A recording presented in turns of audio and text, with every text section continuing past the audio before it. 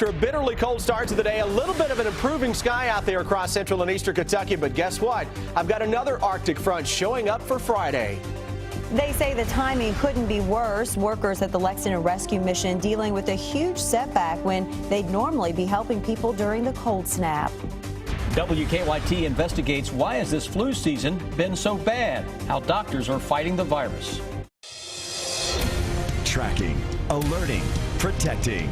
This is WKYT News at 6.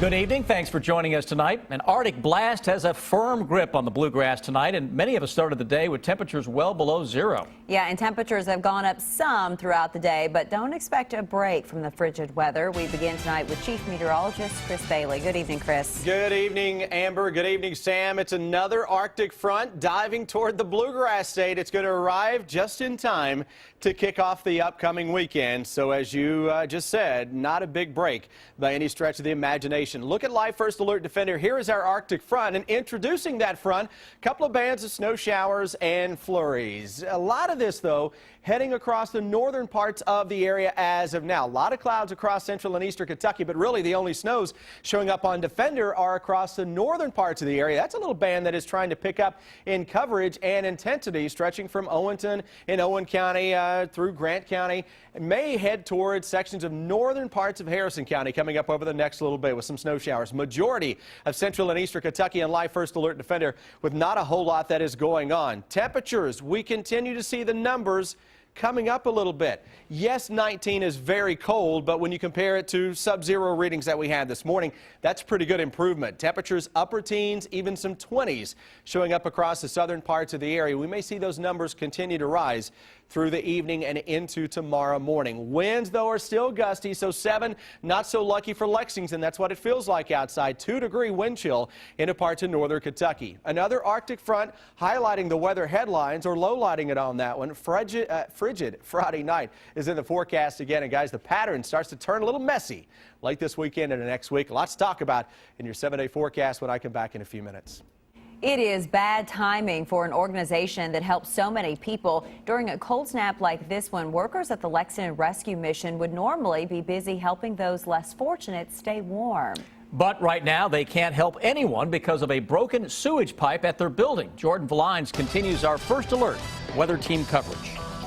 Serving as a much-needed refuge on Lexington's north end. This time of year, we give more than we get. The rescue mission helps hundreds. In a week's time, we'll serve 400 to 450 people out of this room. Providing services for those We serve people here who don't have health insurance. who need it most. And this is where we hold our job training classes as well. So all of those services have been canceled this week.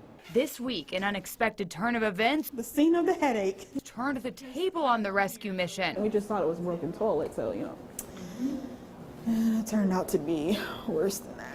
On Tuesday, their services inside had to be stopped because of a big problem outside. Right here, a pipeline decades old ruptured, leaving the center without any running water. As you can see, we have quite the money pit there. A money pit $15,000 deep. It's devastating just to have this sort of expense at this time of the year when we're trying to do the most. We're trying to put most of our resources in helping people. In these dangerously cold temperatures, the need for their services is at an all-time high, and the mission's need for your help If you can help us, please do.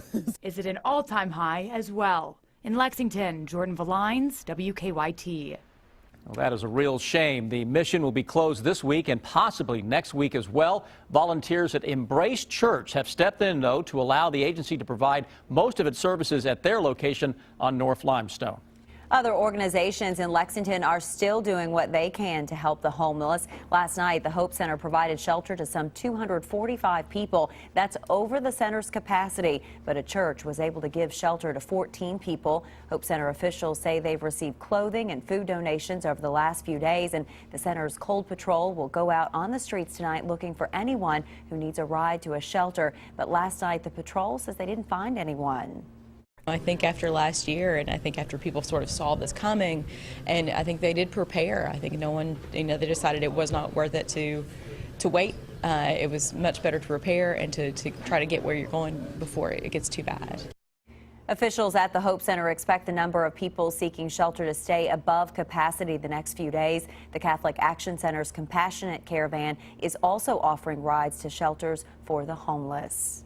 She says it was not handled well. Today, Fayette County Schools Acting Superintendent Marlene Helm apologized for poor communication and how the district announced classes were canceled for today. That cancellation came late last night. We were already into our 11 o'clock news just a few hours after the district sent out an email saying schools would be open despite the cold weather. Victor Puente has the story. Fayette County Schools Acting Superintendent has been on the job just a couple of days. Already she's facing some tough decisions. You have the best intentions and you try to account for every possible situation or scenario. There's probably going to be something that you just aren't going to be prepared for. 8 p.m. Wednesday evening, an email went out to parents explaining that classes would go on the next day because, quote, the temperatures and wind chills expected on January 8, 2015 do not warrant closing or delaying school.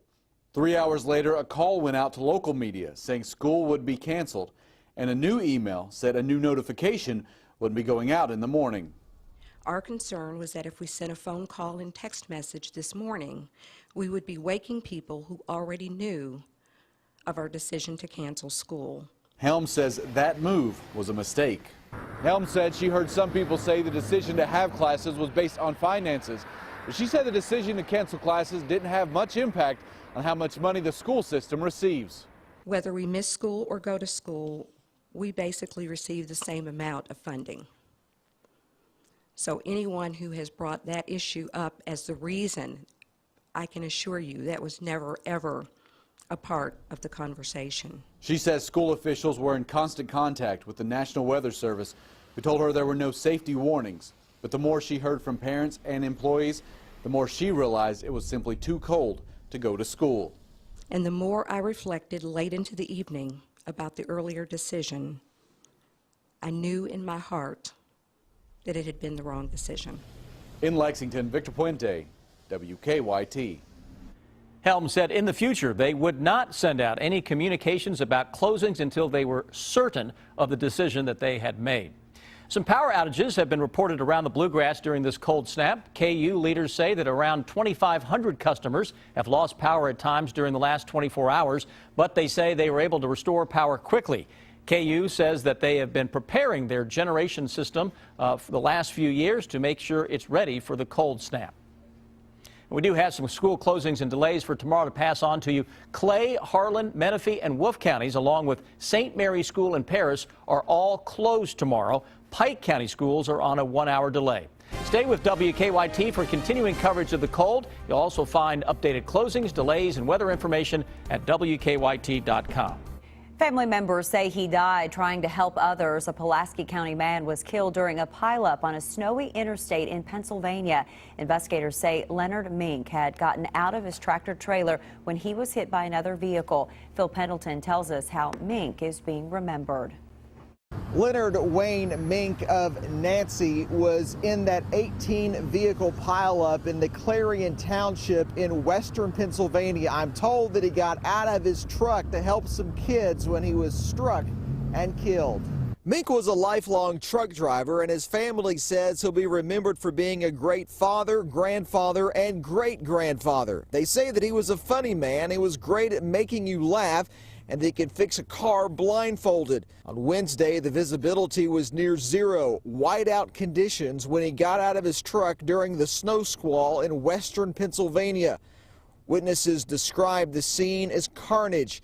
Police say that Mink was one of 2 people who died when they got out of their vehicles, a total of 3 who died in the accident. And I'm told that Lake Cumberland Funeral Home is handling the arrangements for Mink's family. In Pulaski County, Phil Pendleton, WKYT. And we understand that Mink worked for Allen G. Trucking in Berea.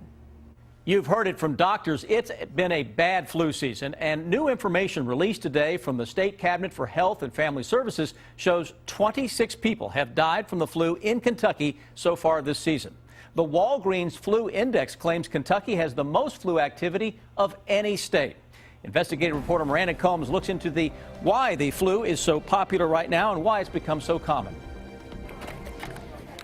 When it hits epidemic levels, it really doesn't matter what the result on this test shows. So once you're into the stage where if you have the flu, you kind of look like the flu, we probably should treat you like the flu. Dr. Katrina Hood says at the end of last year, she and her fellow physicians at Pediatric and Adolescent Associates were working until 9 at night daily, seeing hundreds of kids with the flu. I think it mimics what the CDC is saying, which is the vast majority of the respiratory infections we're seeing right now are flu. It's peaking early this year. This man is the monitor. You know, law enforcement, we think of surveillance as something that they do, like they're watching for the bad guys. Well, public health, we're watching for illnesses. Dr. Craig Humbaugh with the State Cabinet for Health and Family Services says numbers come to his office weekly. And about 5 weeks ago, they hit what they call widespread influenza activity in Kentucky. The flu is peaking earlier than most years. Usually, you see the most cases between January and March. One of the strains that's circulating is not a very good match to the vaccine. Dr. Humbaugh says vaccines are an educated guess that's made months before the season starts. And even though the vaccine isn't a perfect match to what's currently circulating, it's still best to get it because it's still protection from strains of the flu. Hi, Sarah. How are you? For Dr. Hood, her main concern are children with chronic illnesses or immune deficiencies that come down with the flu. Watch them really, really close. The child tends to look a little better after a couple days with the fever or feeling bad, and then suddenly they're going to be worse. That's the indication of maybe it's pneumonia or something else that's really bad. Dr. Hood says the holidays slowed the virus some, but now that school is back in, she expects the numbers to go back up. School's always the place where we pass things around and end up bringing it back home to a family, and then so I think we're going to see another spike. Maybe not as bad as it was before Christmas, but I think it will be back. And the Fayette County Health Department is reporting 104 cases of the flu right now. Earlier this week, it was 50, so it's moving up quickly, and doctors are telling us there's no end in sight right now. That's unfortunate. We use that phrase, confirmed cases. Does that really give us a true idea of how much flu is actually out there? No, Sam, especially right now when it's a widespread activity situation. A lot of times if you come in with symptoms of the flu, the doctor's just going to treat you like you have the flu. They don't do the test, therefore it won't be reported. So that's the tip of the iceberg, the numbers that we're actually getting in. And again, we can't say it enough. Go ahead, get the flu shot. Absolutely. If you can. So, Miranda, thank you. Well, the cold weather has left some Central Kentucky drivers stranded. Next, we'll take you to one of the places they're turning to for help.